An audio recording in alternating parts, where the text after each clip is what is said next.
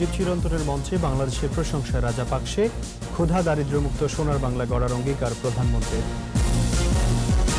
সুনামগঞ্জের সংখ্যালঘু সম্প্রদায়ের বাড়িঘরে হামলায় গ্রেপ্তার ২২, দেশবিরোধী ষড়যন্ত্রের অংশ বললেন তথ্যমন্ত্রী।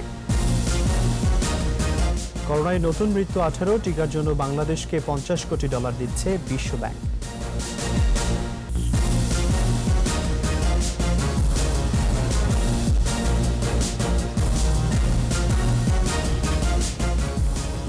শুনছিলেন ফার্স্ট সিকিউরিটি ইসলামী ব্যাংক লিমিটেড সংবাদ শিরোনাম। আমন্ত্রণ রাতের ২১ সংবাদে আপনাদের সাথে আছি আমি রাজিউর রহমান। দর্শক, ২১ টেলিভিশনের সংবাদ একই সাথে সরাসরি দেখতে পাবেন আমাদের ফেসবুক পেজ www.facebook.com/2124 অনলাইনে। প্রধানমন্ত্রী শেখ হাসিনা বলেছেন, হাজার বছরের পরাধীনতার গ্লানি থেকে দেশকে স্বাধীন করেছেন বঙ্গবন্ধু শেখ মুজিবুর রহমান, অথচ ৭৫-এর পর স্বাধীনতার ইতিহাস থেকে জাতির পিতার নাম মুছে ফেলার চেষ্টা হয়েছে।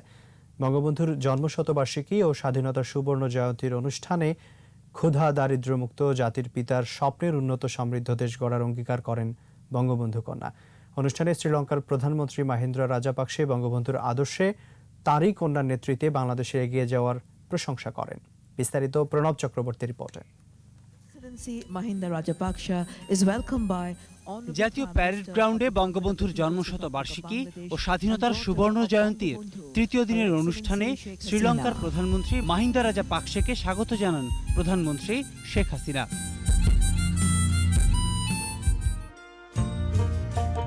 শুরুতেই বাক প্রতিবন্ধী শিশুদের ইশারা ভাষায় জাতীয় সঙ্গীত। ভিডিও চিত্রে তুলে ধরা হয় মুজিব চিরন্তন, যতকাল রবে পদ্মা যমুনা এ প্রতিপাদ্যে তৃতীয় দিনের অনুষ্ঠানে মূল প্রবন্ধ উপস্থাপন করেন শিক্ষাবিদ সৈয়দ মঞ্জুরুল ইসলাম। বঙ্গবন্ধুর রাজনৈতিক জীবনের অর্জনগুলির একটি তালিকা যদি আমরা করি, তাহলে ওই নিশানার পথে এগোনোটা সহজ হবে। ভিডিও বার্তায় রাশিয়ার পররাষ্ট্রমন্ত্রী সের্গেই ল্যাভরভ বলেন, রাশিয়ার কাছে বঙ্গবন্ধু একজন মহান নেতা। It is a great honor for me to address the friendly people of Bangladesh on the occasion of the centenary of the birth of founder of your country, Sheikh Mujibur Rahman. অনুষ্ঠানের প্রধান অতিথি শ্রীলঙ্কার প্রধানমন্ত্রী মাহিন্দা রাজাপাকসে বাঙালি জাতির পিতা বঙ্গবন্ধু শেখ মুজিবুর রহমানকে কৃতজ্ঞ চিত্তে স্মরণ করেন। জাতির পিতার আদর্শে বাংলাদেশের অগ্রগতির প্রশংসা ঝরে রাজাপাকসের কণ্ঠে। On that day, the nation lost the hero and the father of independence. At the same time, a beloved daughter lost her parents and siblings. বক্তৃতায় বঙ্গবন্ধু কন্যা স্বাধীনতা সংগ্রামে জাতির পিতার ত্যাগের কথা তুলে ধরেন। বলেন, পরাধীনতার গ্লানি থেকে মুক্ত করেছিলেন বঙ্গবন্ধু। ৭৫-এর হৃদয় বিদারক ঘটনার কথা বলতে গিয়ে কণ্ঠ ভারী হয়ে আসে বঙ্গবন্ধু কন্যার। ৭৫-এর পরে একের পর এক মিলিটারি ডিক্টেটর অথবা তাদের দোসররা যে ক্ষমতা এসেছে, স্বাধীনতা বিরোধীরা ক্ষমতা এসেছে, জাতির পিতা বঙ্গবন্ধু শেখ মুজিবকে যারা হত্যা করেছে, তারা যারা ক্ষমতা এসেছে, তাদের একটাই ভয় ভীতি, ওই একটি নাম নিয়ে। কাজী তারা ২১টা বছর সবই নিষিদ্ধ করে রেখেছিল। কিন্তু যে সংগঠন জাতির পিতা গড়ে তুলেছিলেন, এই সংগঠন আওয়ামী লীগ কিন্তু সেই আদর্শ নিয়েই চলেছে। জাতির পিতার স্বপ্নের সমৃদ্ধ বাংলাদেশ গড়ার অঙ্গীকার করেন বঙ্গবন্ধু কন্যা। আমরা সেই প্রতিজ্ঞাই নেই যে জাতির পিতা যে স্বপ্ন রেখে গেছেন, সেই স্বপ্ন আমরা বাস্তবায়ন করব। বাংলাদেশ হবে ক্ষুধামুক্ত, দারিদ্র্যমুক্ত, উন্নত, সমৃদ্ধ, অসাম্প্রদায়িক চেতনায় সোনার বাংলাদেশ। শ্রীলঙ্কাকে বাংলাদেশের অকৃত্রিম বন্ধু উল্লেখ করে ভবিষ্যতে এ বন্ধুত্ব আরও সুদৃঢ় হবে বলে আশা প্রকাশ করেন প্রধানমন্ত্রী শেখ হাসিনা। মাননীয় প্রধানমন্ত্রী মাহিন্দা রাজাপাকসে বাংলাদেশের একজন অকৃত্রিম বন্ধু। আমিও চেষ্টা করি সেই বন্ধুত্বের প্রতিদান দিতে। পরে সাংস্কৃতিক আয়োজনে তুলে ধরা হয় বঙ্গবন্ধুর রাজনৈতিক জীবন, বাংলাদেশের স্বাধীনতার আন্দোলন সংগ্রাম। সঙ্গীত পরিবেশন করেন দেশের প্রথিতযশা শিল্পীরা। প্রণব চক্রবর্তী, ২১ টেলিভিশন, ঢাকা। এর আগে বঙ্গবন্ধুর জন্মশতবার্ষিকী এবং স্বাধীনতার সুবর্ণ জয়ন্তীর অনুষ্ঠানে যোগ দিতে ঢাকায় এসে জাতীয় স্মৃতিসৌধে শহীদ বীর মুক্তিযোদ্ধাদের শ্রদ্ধা জানিয়েছেন শ্রীলঙ্কার প্রধানমন্ত্রী মাহিন্দ্রা রাজাপাকসে। শুক্রবার সকাল 11টায় স্মৃতিসৌধে শ্রদ্ধা নিবেদনের সময় বিগলে করুণ সুর বাজানো হয়। পরে শ্রীলঙ্কার প্রধানমন্ত্রী পরিদর্শন বইয়ে স্বাক্ষর করেন। এরপর স্মৃতিসৌধ প্রাঙ্গণে একটি গোলাপের চারা রোপণ করেন।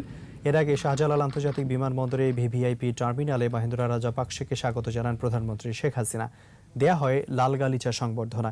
তিন বাহিনীর একটি সুসজ্জিত দল তাকে গার্ড অব অনার প্রদান করে।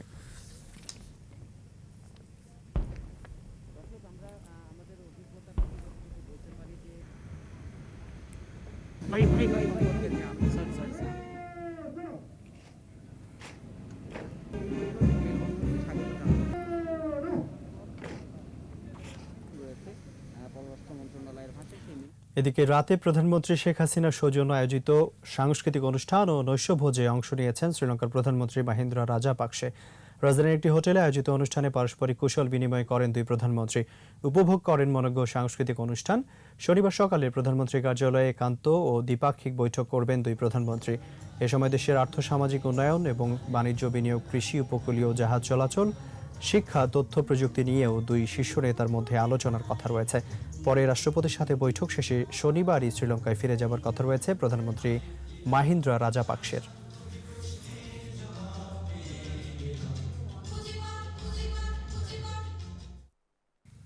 বাংলাদেশের স্বাধীনতার সুবর্ণ জয়ন্তীতে অভিনন্দন জানিয়ে মার্কিন কংগ্রেসের প্রস্তাব উত্থাপন করা হয়েছে। নিউ ইয়র্কের জ্যাকসন হাইটসের কংগ্রেসউমেন আলেকজান্দ্রিয়া ওকাসিও কর্তেজ প্রস্তাবটি উত্থাপন করেন। তাকে সহায়তা করেন কংগ্রেসম্যান গ্রেগরি মিক্স, রাশিদা তাইব ও জিমি গোমেজ। প্রস্তাবটি পাশের জন্য এরই মধ্যে প্রতিনিধি পরিষদের পররাষ্ট্র বিষয়ক কমিটির কাছে পাঠানো হয়েছে। প্রস্তাবে ৭১-এর আত্মত্যাগী বীর মুক্তিযোদ্ধাদের শ্রদ্ধার সঙ্গে স্মরণ করা হয়। একই সঙ্গে বিপুল সংখ্যক রোহিঙ্গাকে আশ্রয় দেয়ায় বিশেষ সম্মান জানানো হয়। এর আগে বাংলাদেশ এখন বিশ্বের কাছে উন্নয়নের রোল মডেল উল্লেখ করে জর্জিয়া ও নিউ জার্সি স্টেট পার্লামেন্টে প্রস্তাব পাশ হয়।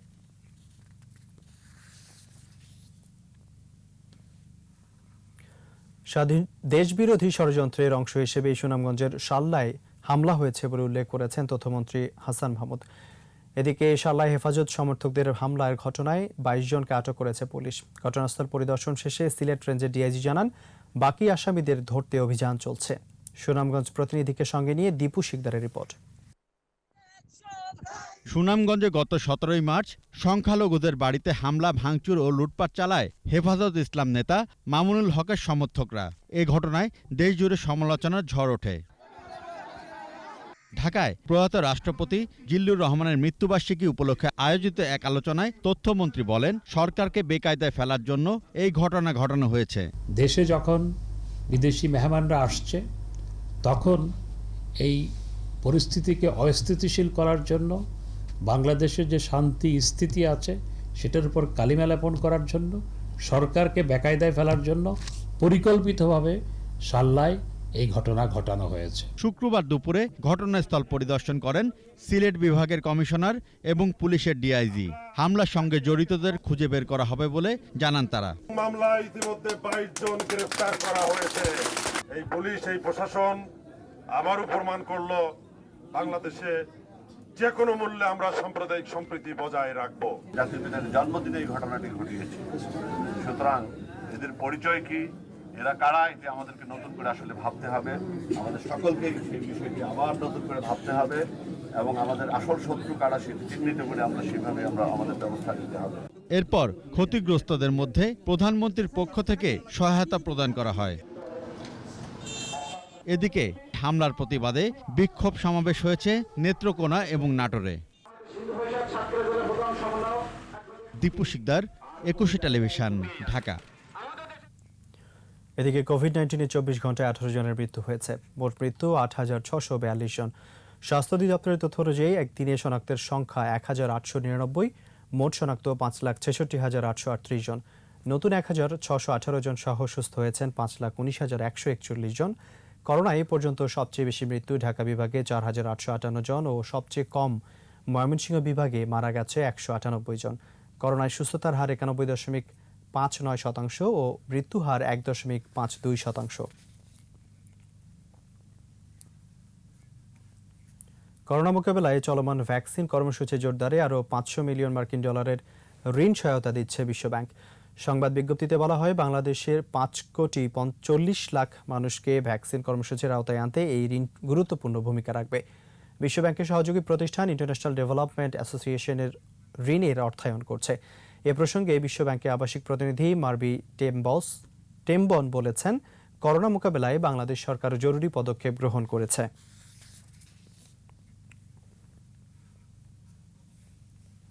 নিচ্ছি প্রিমিয়ার ব্যাংক লিমিটেড সংবাদ বিরতি। নো মাস্ক নো সার্ভিস বিধি মেনে চলুন, সুস্থ থাকুন। যখন ফিরছি তখন অন্যান্য খবরের সঙ্গে আরো থাকবে। ছুটির দিন হওয়ায় 21শে গ্রন্থমেলায় ছিল জনসমাগম, প্রবেশে স্বাস্থ্যবিধির কড়াকড়ি।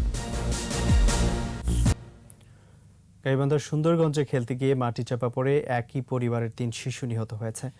শুক্রবার বিকালে উপজেলার বেলকার কিসামত সদর গ্রামে এই দুর্ঘটনা ঘটে। স্থানীয়রা জানায়, ভেকু দিয়ে রাস্তা নির্মাণ করায় পাশের জমিতে গর্ত হয়েছে। পরিবারের অজান্তে এই 3 শিশু হজরত আলী, আবির আলী ও রিফাত মিয়া খেলতে যায়। সেখানে মাটি চাপা পড়ে 3 শিশু। দীর্ঘ সময় খোঁজাখুঁজির পর রাস্তার পাশে গর্তের এক শিশু পা দেখতে পায়। পরে প্রতিবেশীদের সহায়তায় মৃতদেহ উদ্ধার করা হয়। নিহত 3 শিশুর বয়স 3 থেকে 7 বছর।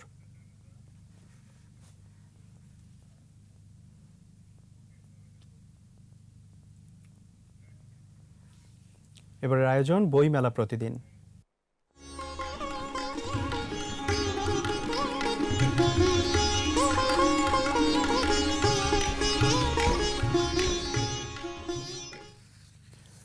অমর একুশের গ্রন্থমেলায় দ্বিতীয় দিন শুক্রবার হওয়ায় বিকেলে মেলা প্রাঙ্গণে পাঠক সমাগম ছিল চোখে পড়ার মতো। মেলায় 3টি প্রবেশ দ্বারের প্রতিটিতেই মাস্ক পরা সহ স্বাস্থ্যবিধি কঠোরভাবে মানা হচ্ছে। এখনও অনেক বই প্রিন্ট ও বাধাইয়ের কাজ চলছে বলে জানান প্রকাশক সংশ্লিষ্টরা। শাকরার্য সহায়তায় মফির রহমানের রিপোর্ট। পাঠক দর্শনার্থীরা সারিবদ্ধভাবে তল্লাশি চৌকি পার হয়ে ঢুকছেন অমর একুশে গ্রন্থমেলায়। কঠোরভাবে মানা হচ্ছে স্বাস্থ্যবিধি, মাপা হচ্ছে তাপমাত্রা, নিশ্চিত করা হচ্ছে মাস্ক পরা। প্রতিটি প্রবেশপথে রয়েছে হ্যান্ড স্যানিটাইজার। বেলা গড়ে যাওয়ার পরপরই বাড়ে লোক সমাগম। প্রাণের মেলায় ঢুকেই বইপ্রেমীরা খুঁজছেন পছন্দের বই। পাঠকরা বলছেন, করোনা মহামারীতে স্বাস্থ্যবিধি মেনেই তারা মেলায় এসেছেন। মেলার ভিতরে দেখলাম যে মাস্কের ব্যবহারটা সবাই করতেছে, এটা ভালো লাগে যে বিভিন্ন গল্পের বই, শিশুদের যে বইগুলো আছে। অলরেডি আমরা 4-5টা বই কিনেছি, আরো বই কিনব। মেলায় আসা বেশ কিছু গল্প, উপন্যাস, প্রবন্ধে স্থান পেয়েছে বঙ্গবন্ধু, বাংলাদেশ ও স্বাধীনতা। আর কিছুদিনের মধ্যে সব বই প্রিন্ট ও বাঁধাই শেষ হয়ে স্টলে শোভা পাবে বলে জানান প্রকাশকরা। আশাবাদী মেলার বেচাকেনা নিয়েও। প্রকাশক জগতে একটা সুখকর ব্যাপার হচ্ছে যে বাঙালির প্রাণের মেলা বা অমর একুশে গ্রন্থমেলাটি হচ্ছে। সকালের দিকে একটু পাঠকরা কম ছিল, বেলা বাড়ার সাথে সাথে আপনারা দেখতে পাচ্ছেন অনেক পাঠকের সমাগম হয়েছে। এবার আগামীকাল বা পরশু মধ্যে হচ্ছে মোটামুটি সব বই চলে আসবে। এবার নিরাপত্তার কারণে ছোটদের জন্য বিশেষ আয়োজন, শিশু প্রহর নেই। তাই সিসিমপুরে আনন্দে মেতে উঠতে পারেনি শিশুরা। আমার আসলে উপন্যাস ভিত্তিক বই পছন্দ আর কি, সায়েন্স ফিকশন টাইপের, তারপর হলো গোয়েন্দা এগুলা টাইপের। আমার আসলে মূলত গোয়েন্দা সমগ্র পছন্দ, রকিব হাসানের। আর কৌতুক ধাঁধা এগুলো তো অলওয়েজ ইন্টারেস্ট থাকেই। শিশুরা এসেছে বাবা মায়ের হাত ধরে। অভিভাবকরা বলছেন, বইয়ের সঙ্গে পরিচয় করিয়ে দেওয়ার জন্যই সন্তানদের মেলায় এনেছেন তারা। ভার্চুয়াল ভাইরাস মুক্ত করে আমরা যাতে সেই আসক্তি থেকে আমরা বইয়ের প্রতি আগ্রহী করতে পারি। এদিন মেলায় এসেছে 55টি নতুন বই। মফিউর রহমান, একুশে টেলিভিশন, ঢাকা। আর এরই সাথে শেষ করছি রাতের 21 সংবাদ। যাবার আগে ফার্স্ট সিকিউরিটি ইসলামী ব্যাংক লিমিটেড সংবাদ শিরোনামগুলো আরও একবার। মুজিব চিরন্তনের মঞ্চে বাংলাদেশের প্রশংসায় রাজা পাকসে, ক্ষুধা দারিদ্র্যমুক্ত সোনার বাংলা গড়ার অঙ্গীকার প্রধানমন্ত্রী। সুনামগঞ্জের সংখ্যালঘু সম্প্রদায়ের বাড়ি ঘরে হামলায় গ্রেপ্তার 22, দেশবিরোধী ষড়যন্ত্রের অংশ বললেন তথ্যমন্ত্রী। এবং করোনায় নতুন মৃত্যু 18, টিকার জন্য বাংলাদেশকে $50 কোটি দিচ্ছে বিশ্বব্যাংক।